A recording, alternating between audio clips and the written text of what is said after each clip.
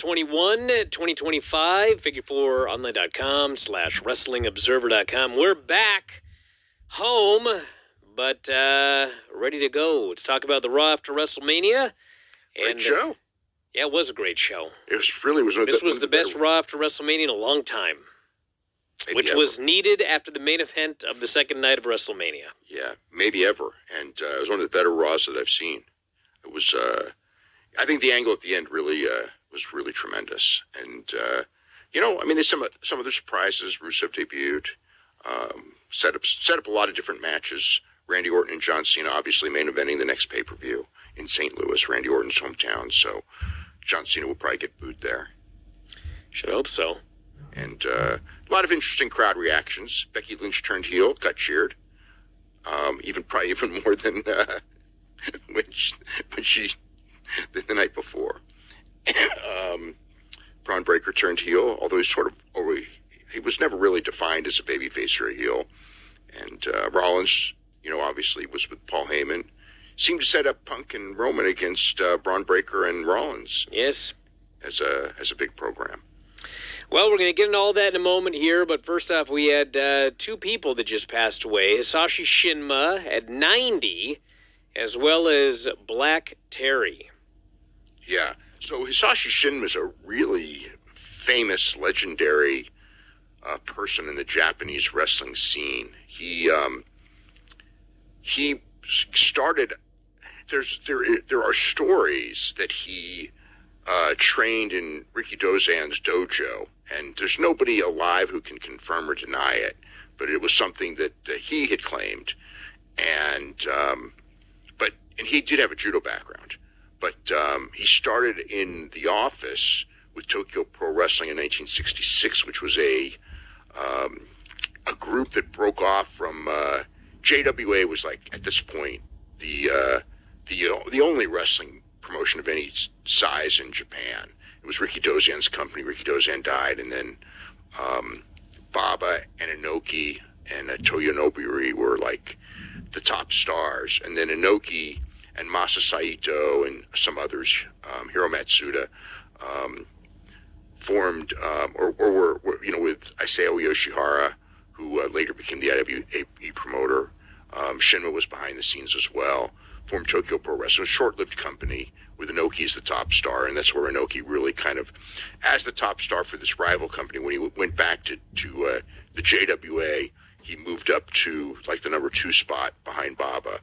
And then in 72, Inoki was fired when he attempted to take over JWA and form New Japan Pro Wrestling, and Shinma was his right-hand man, head of the business, and booker, and and built. So there are people who will say that, from a reputation standpoint, Shinma's rep is that he was a wrestling genius, booking genius, who took New Japan in 1972 to 1981, where it became the largest grossing pro wrestling company in the world. So in 9 years, he took it to being the top promotion in the entire world as far as like revenue goes. Others will, there were all kinds of booking concepts that, he had or is credited with having. There are some who say that these were really Inoki's concepts, but Inoki as a wrestler could never say he was the booker, and he could never take credit for them. There had to be a businessman, and Shinma was the guy. So whether it was, there are people who will say, most people will say it was Shinma, but a lot of insiders will say that it really was Inoki and that Shinma got credit for all of these things. But New Japan was flying high in the early 80s. Over 20 million people watching the matches on primetime television, network television. He was the guy, from a standpoint of the media and everything like that. He was the guy who came up with the concept. Inoki was the second most popular wrestler in Japan behind Baba, and he was able, or through the creation of the mixed matches, which would be Inoki against fighters from other sports, Muhammad Ali, Chuck Wepner, Willie Williams, Willem Ruska, Bad News Alan Coage, people like that. They would bring in guys from judo, karate, kickboxing, boxing, and have Inoki wrestle them or do worked matches with them. They were the only one that was a shoot was the Ali match, and that was supposed to be a work too.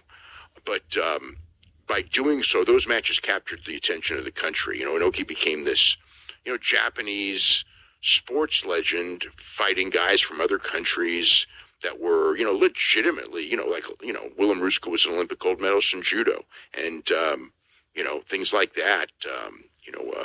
What was the guy's name? The guy that did the overhead suplex on Chris Taylor. Wilfred Dietrich was, one of the greatest amateur wrestlers of his era. So he, Ali was an Olympic gold medalist as well as being like the biggest sports figure probably in the world at the time him and Inoki had their match. So that built Inoki into being the, really the number one guy in Japan, and built New Japan into being the top pro wrestling company in Japan and then the world.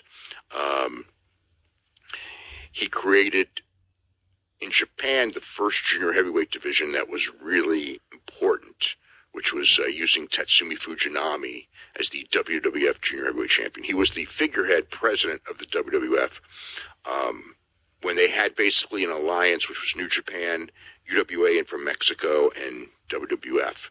And when Willie Gilzenberg died, who was the figurehead president of the WWF from its inception in '63, he died in '78, and Shinma was made president of WWF from '78 to '84, when Shinma ended up out of wrestling, and he was replaced by Jack Tunney. So there was a lot of stuff that went on there. But, so he's figurehead president of WWF, which in Japan was a big deal, and a Japanese guy as the so-called president of WWF, as well as the chairman of New Japan Pro Wrestling. And business was like, and then Fujinami moved to the heavyweight division, and Satoru Sayama, Tiger Mask, became the star junior heavyweight. They had the boom period with Riki Choshu going against, turning against Fujinami and creating the Japanese versus Japanese feud, because in traditionally in wrestling in Japan, it was always Japanese versus foreigners as the big program. And then he created the big grudge with Inoki, or he was the booker with the Inoki and Rusher Kimura feud, the Fujinami and Riki Choshu feud. You had Tiger Mask with Dynamite Kid, Rollerball, Rock as Black Tiger. Bret Hart was there at the time, but just created. New Japan was a tremendous promotion in that era, and they were on a roll, and what they were doing with those profits was diverting them to Inoki's other businesses that were money-losing businesses, crazy idea businesses that just lost tons of money, and New Japan funded them. And the wrestlers didn't know this, but the wrestlers thought that, with all these sellout crowds that they were doing every night at high ticket prices, that they should be getting paid better. And the investigation came, and they found that out. And since Shinma was the chairman of the board and in charge of the money, he was out. He was out of New Japan in 1983. He formed the UWF, which is the first shoot style group, but that was not his idea. He formed the UWF and was looking at basically creating what New Japan Pro Wrestling was. He was going to use Inoki, who had promised to go with him, and Akira Maeda as the young superstar who would replace Inoki as the top star. That was the idea. And Inoki didn't come, even though he promised that he would. Maeda, Fujiwara, Takada was in there. Those guys created the idea of the shoot style wrestling, where, you didn't bounce off the ropes. The stuff, you kicked really, really hard. You slapped really, really hard. It was, I guess, the forerunner of what Bloodsport is, really. There's a lot of similarities between that and Bloodsport, that original UWF, in the sense that it was still pro wrestling. It wasn't pretending to be something else, but they did push, that we're real. These other guys are fake, which, of course, the other pro wrestling companies didn't particularly appreciate, because they were all worked. But he was against that. The talent was for it. And then Sayama came out of retirement to go to UWF, and his insistence is, I will only come back if Shinma's out.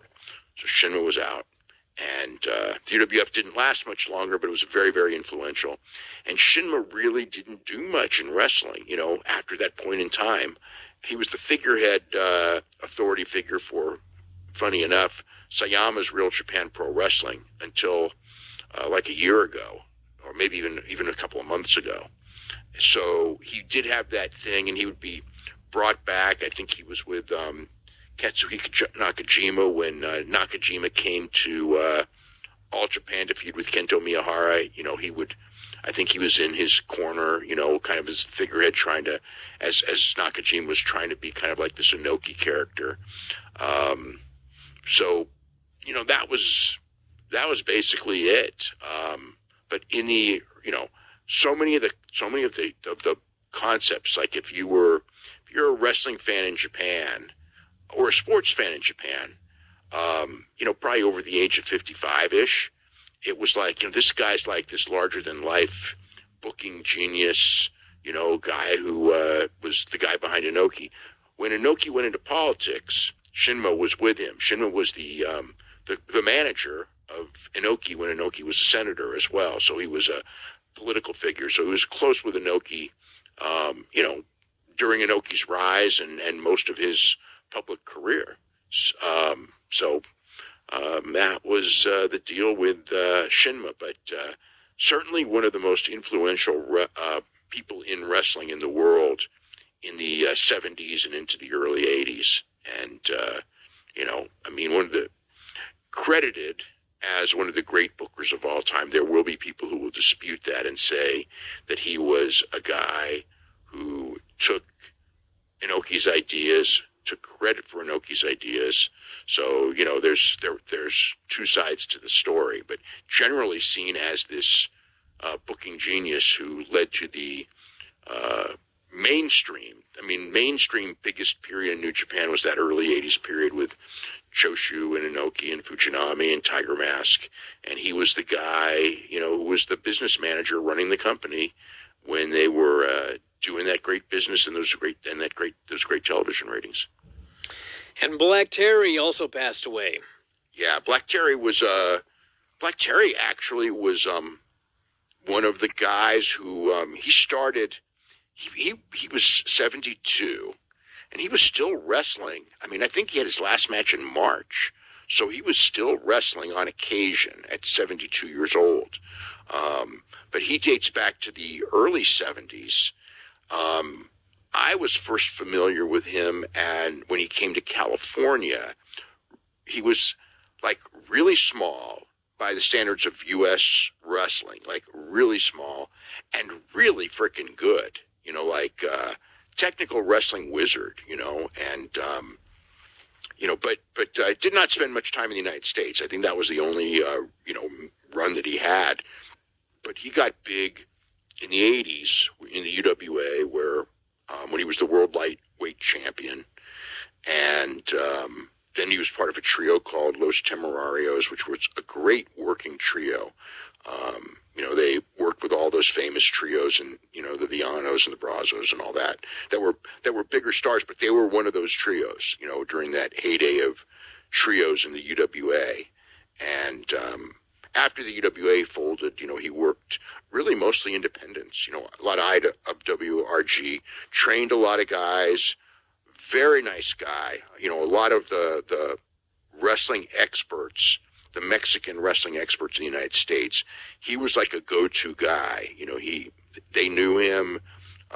He helped them greatly. If they would go to Japan, he invited him to stay at his house and had his, talked memorabilia, talked history.